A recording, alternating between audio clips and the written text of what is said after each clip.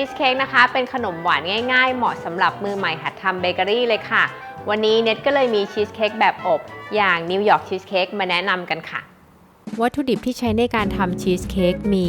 ครีมชีสซาวครีมไข่ไก่น้ำเลมอนแป้งข้าวโพดน้ำตาลทรายวานิลา Digestive Biscuit เนยจืดและเกลือป่นก่อนเริ่มทำให้เพื่อนๆวอร์มเตาอบที่อุณหภูมิ180องศาเตรียมไว้เลยค่ะวันนี้เน็ตจะใช้เป็นพิมพ์ขนาด8นิ้วแบบถอดฐานได้วิธีทำเริ่มจากเตรียมตัดกระดาษไขให้พอดีกับขนาดของพิมพ์จะได้เป็นกระดาษกลมๆแบบนี้จากนั้นทาเนยบางๆให้ทั่วพิมพ์แล้วปูกระดาษไขทั้งที่ฐานและด้านข้างของพิมพ์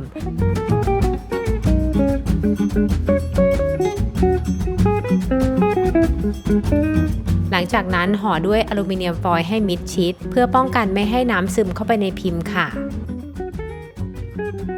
ขั้นตอนต่อไปมาทำฐานชีสเค้กกันค่ะนำ Digestive Biscuit มาบดให้ละเอียด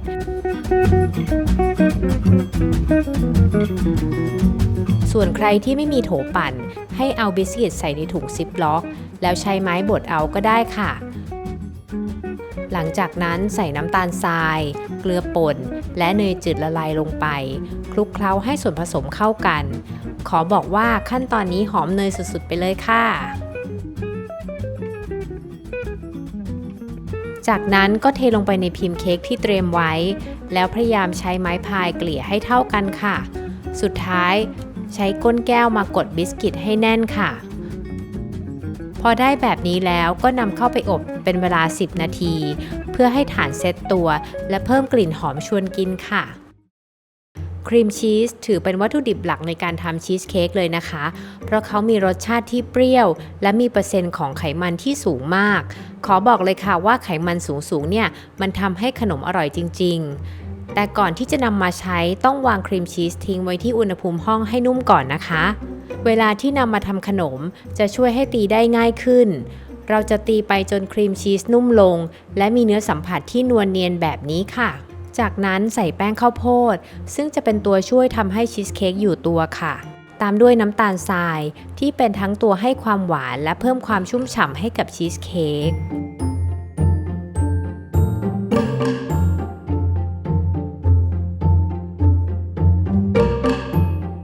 ที่ขาดไม่ได้คือซาวครีมที่ทั้งให้ความเปรี้ยวและความมันเข้มข้นค่ะส่วนไข่ไก่ที่ใช้เน็ตแนะนำว่าควรเป็นไข่ไก่สดที่อุณหภูมิห้องเวลาเอาไปผสมกับส่วนผสมอื่นๆจะได้เนื้อเนียนไม่เป็นลิ่มค่ะสูตรนี้เน็ตจะเพิ่มไข่แดงลงไปอีก1ฟองเพื่อช่วยเพิ่มความเข้มข้นและทำให้ชีสเค้กของเราสีเหลืองนวลน่ากินยิ่งขึ้นค่ะเวลาทำขนมแนะนำให้ตอกไข่ไก่ใส่ถ้วยแยกเอาไว้เพื่อที่เราจะได้เช็คก่อนว่าไข่ไก่สดจริงไม่เผลอตอกไข่ไก่ที่เน่าเสียลงไปในอ่างเค้กแล้วอย่าลืมเพิ่มความหอมสดชื่นด้วยน้ำเลมอนด้วยนะคะส่วนผสมสุดท้ายคือวานิลาจะทำชีสเค้กให้อร่อยทั้งทีก็ต้องใช้วานิลาแท้ไปเลยค่ะมันถึงจะได้อรรถรสสูตรนี้เน็ตก็เลยเลือกเป็นฝักวานิลาที่จะเข้ามาช่วยกลบกลิ่นคาวของไข่ไก่และเพิ่มกลิ่นหอมนวลให้กับชีสเค้กของเราค่ะ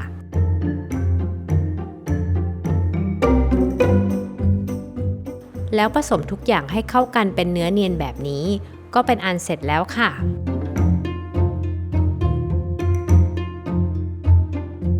จากนั้นก็เทส่วนผสมชีสเค้กลงในพิมพ์ที่เตรียมไว้อย่าลืมใช้ไม้ปลายแหลมเกลี่ยเพื่อไล่ฟองอากาศออกนะคะแล้วเทน้ำร้อนลงในถาดรองอบเราจะอบชีสเค้กด้วยวิธีอบรองน้ำกันค่ะการอบแบบนี้นะคะทำให้พิมพ์เค้กไม่สัมผัสกับความร้อนในเตาอบโดยตรงค่ะแล้วก็การอบชีสเค้กนะคะต้องอบไฟต่ำนะคะเน็ตจึงลดอุณหภูมิจาก180องศาที่อบฐานชีสเค้กให้เป็น160องศาค่ะแล้วก็อย่างที่หลายๆคนทราบนะคะปัญหาเตาอบแต่ละบ้านเนี่ยอุณหภูมิมักจะไม่เที่ยงตรงนะคะเน็ตจึงแนะนำให้มีเทอร์โมมิเตอร์อีกตัวหนึ่งนะคะเข้าไปวัดอุณหภูมิในเตาอบค่ะจะทำให้การอบเนี่ยแม่นเป๊ะๆเลยค่ะ ซึ่งวิธีนี้เหมาะกับขนมที่มีไข่ไก่หรือไขมันเป็นส่วนประกอบหลักค่ะเพราะเมื่อน้ำร้อนเจอกับความร้อนในเตาอบจะระเหยกลายเป็นไอน้ำกระจายอยู่ในทั่วเตาอบทำให้ชีสเค้กค่อยๆสุกอย่างช้าๆแต่ทั่วถึงโดยที่หน้าขนมของเราจะไม่แห้งแตกด้วยค่ะเมื่อครบเวลาให้เปิดเตาอบแล้วลองเขย่าพิมพ์ชีสเค้กดูค่ะถ้าตรงขอบๆยังเด้งอยู่แสดงว่าขนมยังไม่สุกให้อบต่ออีกประมาณ5นาทีค่ะแต่ถ้าเขย่าแล้วเด้งแค่ตรงกลางแสดงว่าชีสเค้กสุกแล้วค่ะให้ปิดเตาอบแล้วทิ้งชีสเค้กให้อยู่ในเตาอีกประมาณ30นาทีถึง1ชั่วโมงถ้าเราไม่พักชีสเค้กแล้วก็เอาออกจากเตาอบในทันทีจะเกิดอะไรขึ้นคะชีสเค้กนะคะก็จะเปลี่ยนอุณหภูมิอย่างรวดเร็วแล้วก็จะทำให้หน้าเค้กเนี่ยแตกหรือว่ายุบตัวลงได้ค่ะเมื่อชีสเค้กเย็นตัวลงให้นำทิชชู่และพลาสติกแรปมาปิดหน้าเค้กเอาไว้ค่ะเพื่อไม่ให้น้ำหยดลงบนเค้กเวลาที่เรานำไปแช่ตู้เย็นค่ะเมื่อห่อเสร็จเรียบร้อยแล้วก็ให้นำชีสเค้กไปแช่ตู้เย็นอย่างน้อย6ชั่วโมงเพื่อให้ชีสเค้กเซ็ตตัวก่อนนำมาตัดเป็นชิ้นค่ะและแล้วเวลาที่เรารอคอยก็มาถึงค่ะเรามาถอดพิมพ์ชีสเค้กกันดีกว่าหูยหน้าตาออกมาดูดีสุดๆนี่ก็คือนิวยอร์กชีสเค้กที่เน็ตภูมิใจนำเสนอค่ะสีสวยเนื้อนวลเนียนน่ากินมากก่อนจะตัดเค้กให้นำมีดคมๆลงไปจุ่มในน้ำร้อนเช็ดด้วยผ้าสะอาดให้แห้งแล้วบรรจงตัดลงบนชีสเค้กเท่านี้ก็จะทำให้ได้ชิ้นชีสเค้กที่สวยงามค่ะ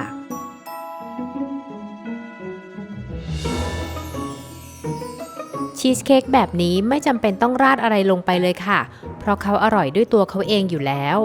เนื้อเค้กเนียนนุ่มอัดแน่นไปด้วยครีมชีสเต็มๆคำขอบอกว่าเข้ากันดีกับครัสแสนกรุบกรอบเป็นที่สุด